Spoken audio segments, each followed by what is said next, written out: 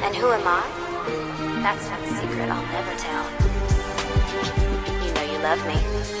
XOXO. Gossip Girl.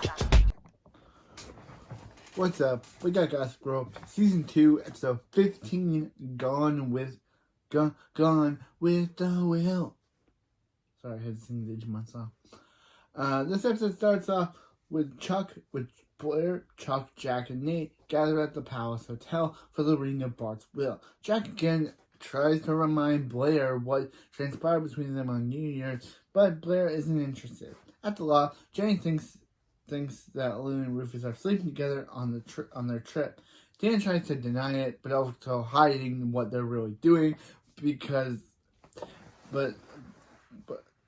Jenny takes it as Dan doesn't want his dad falling for his girlfriend's mom, and she leaves. Of course, Dan literally doesn't tell anyone. He cannot, he knows what they're doing, but of course, with everyone else not in the loop of what they're doing, of course they're gonna think oh, they're just on the trip, sleeping together and stuff, but no.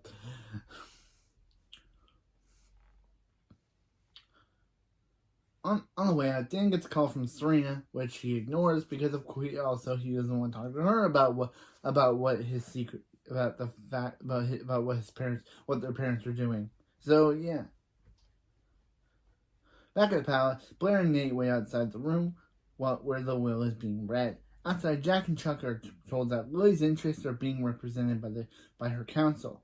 The executive names Jack as Chuck's social guardian and informs him that Bart's assets are being placed in a trust that Chuck can't access when he's 18. Jack asks about Bass Industries and is told that 29% of the company is left to the board and 20% is left to Lily.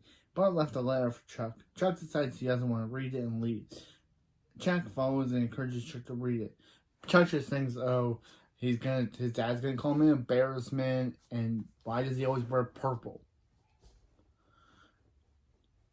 Take Blair's letter and reads it, and outside, and reads out loud. It says, "Dear son, I know you've always been hard on you, but my goal was to prepare you for this day, to help you go from being a boy to a man. Sadly, there is nothing like the passing of a father to aid in this rite of passage for a son. Ultimately, I do feel my job. I did my job. Terrible, I might add. You literally, you're a terrible dad, and you're preparing for the next chapter of Chuck's life. Therefore, he's giving Chuck the majority shares of Bass Industry. Chuck asks if it's a mistake, but both Blair and Nate assure him it's not. Angry, Chuck says that Bart can't be one way his whole life and then completely change tunes once he's dead.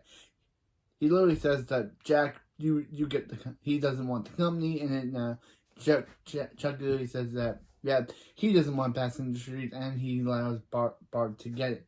He knowingly gives it to Jack. Elsewhere, Serena and Nate walk into the school. Eric vents about his planned a date with Jonathan 3 times that week, but Jenny crashes and interrupts every time. Serena tells him to give her time to make a new friend, but then remarks that she can't get any alone time with Dan. Eric reasons that he's been avoiding her because he thinks their parents are dating. Serena says that she says that he needs to stop being paranoid. They arrive at school and Jenny shares that she and Jonathan planned a film festival for the three of them. Eric feigns excitement and agrees to go.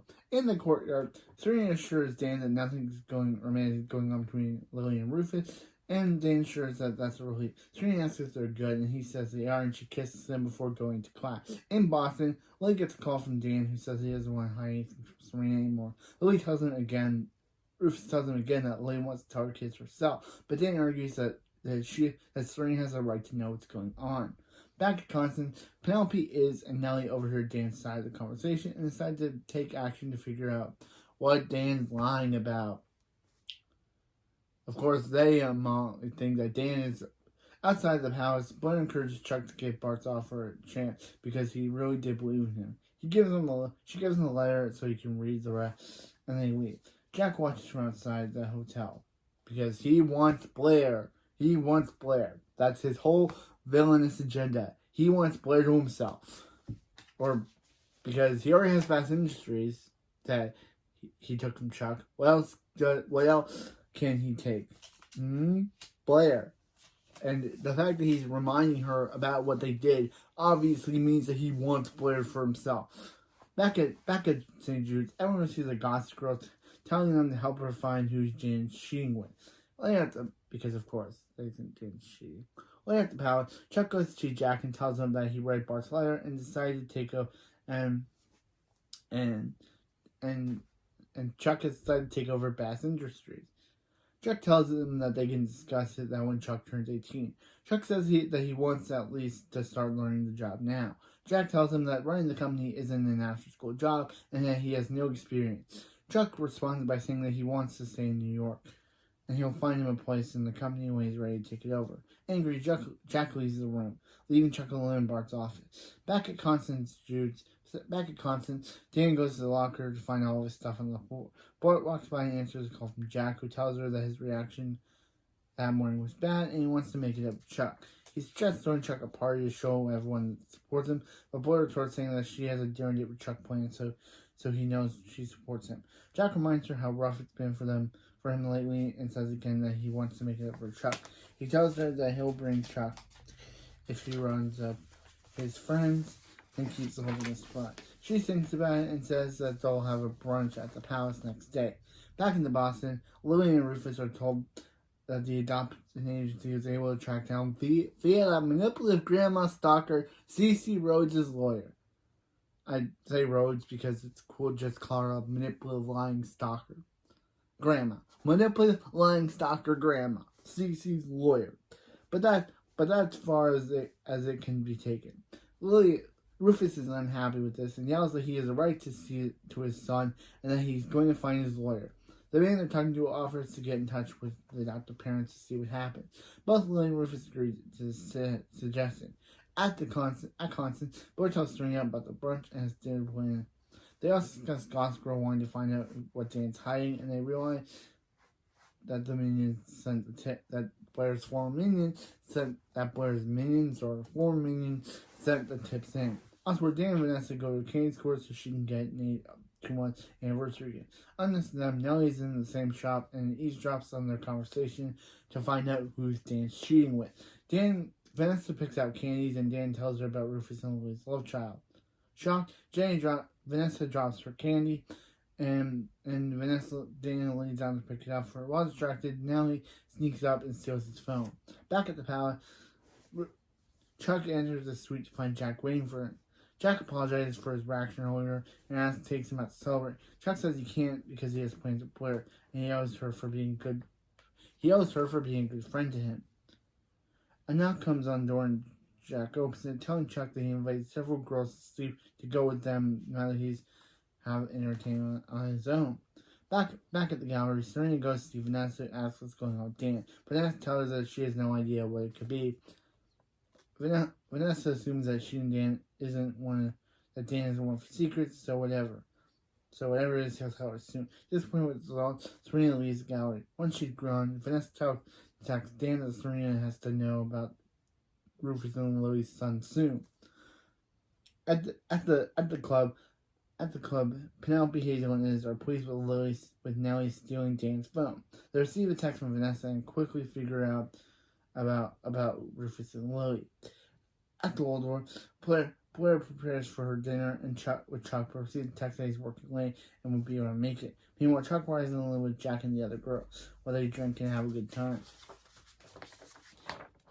In Boston, the next day, Lily wonders how long they'll have to wait for the adoptive parents. Lily gets a call informing them that the adoptive parents don't want them to contact them ever again. And disappointed, Rufus goes to pack to go home.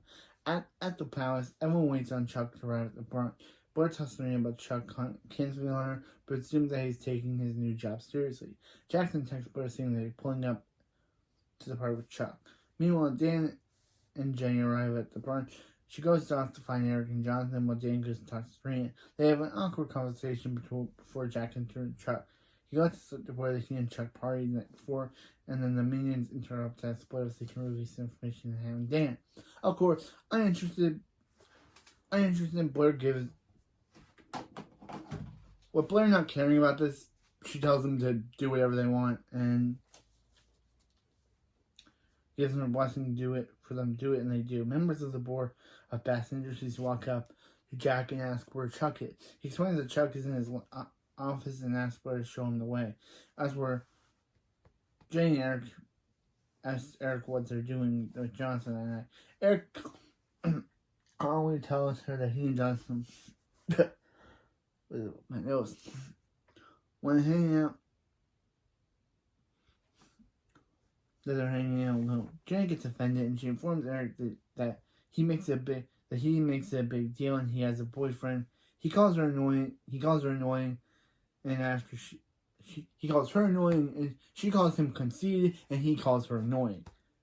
She leaves the table at the buffet. Serena tells Dan that she's so happy he came, but at the moment, a gossip girl blast revealing Lily and Rufus' love child's son's secret. In the office, Blair brings members of the board to find Chuck doing cocaine with several prostitutes around him. He demands to know who they are, and they introduce themselves as members of the board. They leave the room while Chuck stares at them shocked because he didn't realize that the members of the board were coming. Of course, this is all part of Jack's plan to make Chuck look bad so he can get Bass Industries, because of course it is. Of course that's his evil plan. Back at the brunch, Serena asks Dan if it's true, and he says nothing, and she walks away. Angry that he knew all along, Blair comes back, followed by Chuck. Serena walks away, angry that he knew all along. Blair comes back in, followed by Chuck, who is surprised to see everyone there. He tells the board that he didn't know they were going to be there.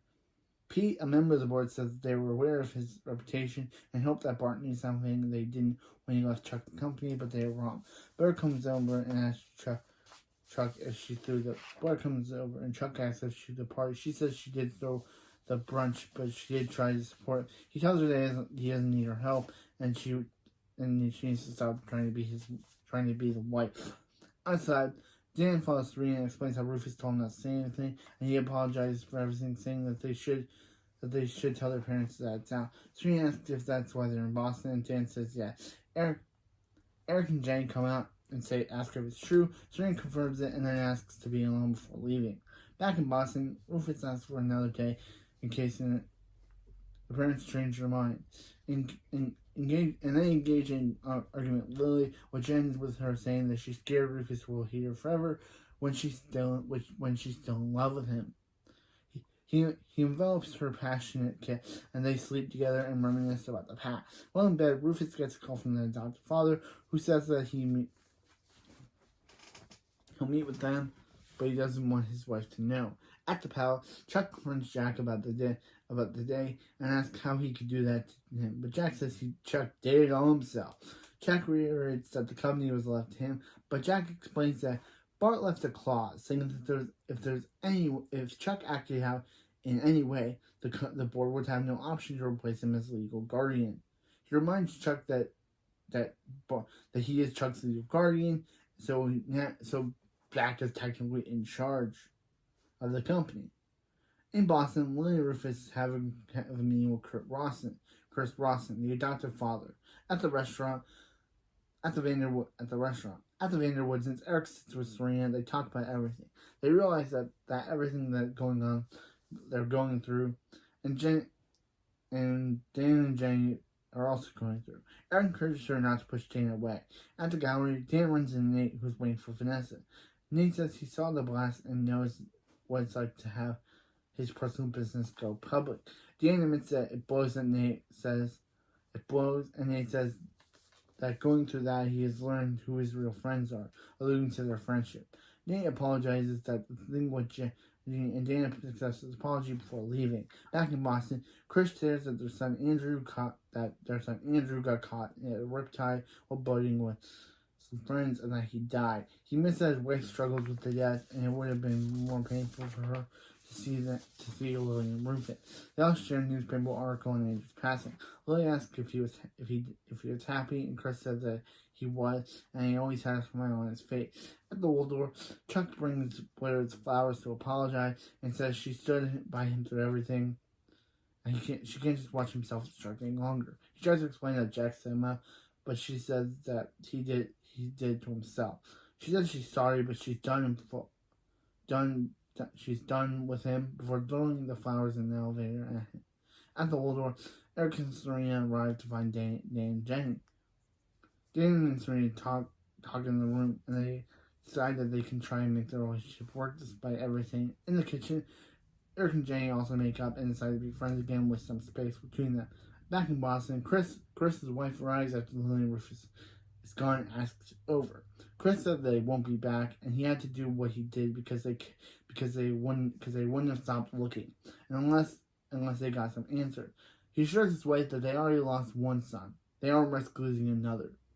Of course, meaning that Lily and Rufus believe their son's dead, but no, their son's alive. Their son's alive. That Andrew guy was another one of their sons.